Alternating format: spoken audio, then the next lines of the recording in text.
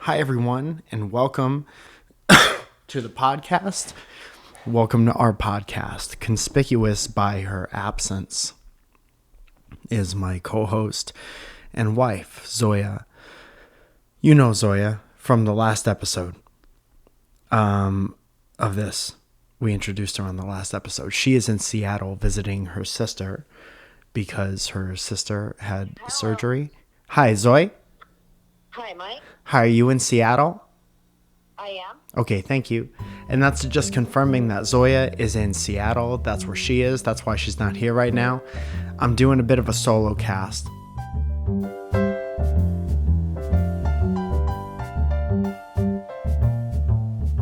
The difference between making something that is fine and done and the difference between that and something that is good or great is the extra 2 seconds of doing something that you might not feel like doing, but that you know is going to make the final product better. I'm not saying that you have to do that part.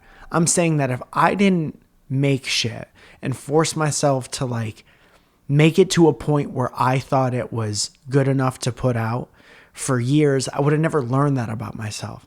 And I was so shitty in school, in grade school, in middle school, high school, college, until senior year. So shitty because I didn't have the passion for what I was learning about all the time. And I wanted to do other things. I wanted to go play music. I wanted to go hang out with my friends. I didn't want to put in the extra 5 minutes. I wanted to spend exactly as long or cut corners until it was done. Because what was important to me is getting it done. Even in school, I'm like, C's get degrees, player.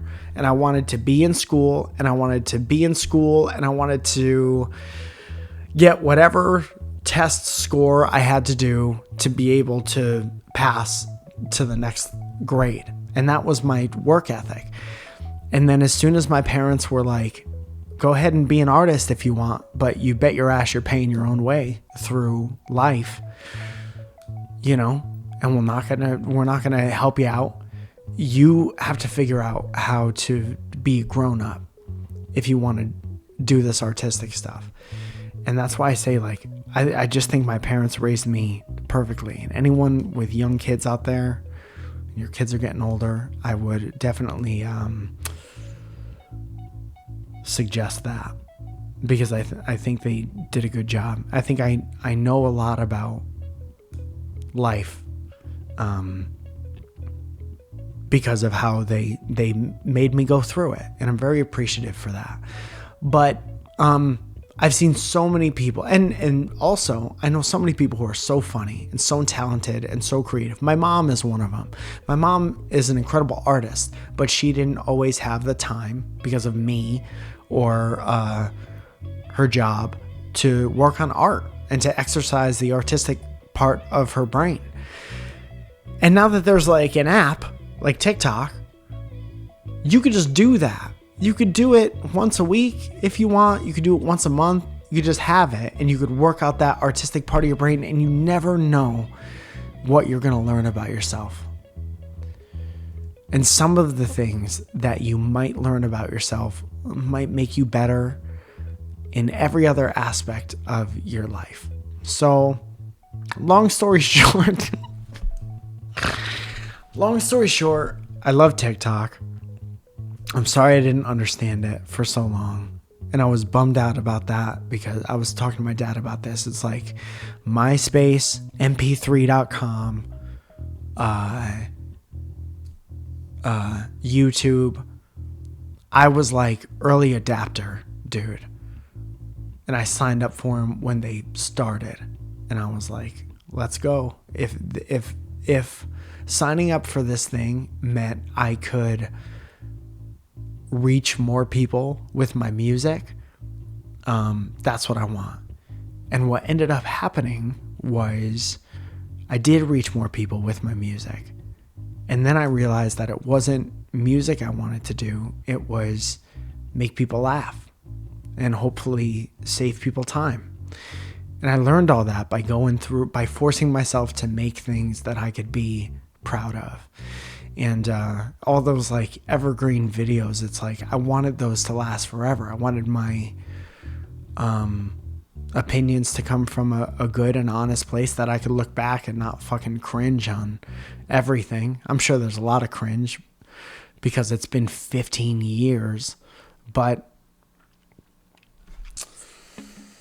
I don't know, man. I always wanted to be proud of it because that's how I was raised. My parents, my dad's a carpenter, and he's like, if you don't make a good thing, like somebody falls through the floor, or the roof collapses, or your bunk beds collapse, like in Step Brothers. And my mom, she just has a crazy brain, and she just always did. She was like, why would you even do something if you weren't going to do a good job at it?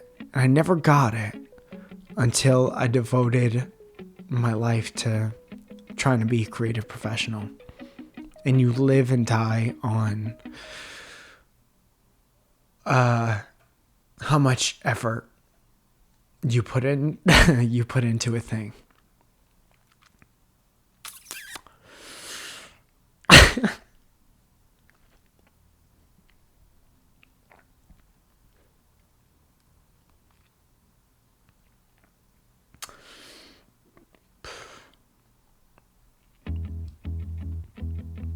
Zoe does it too.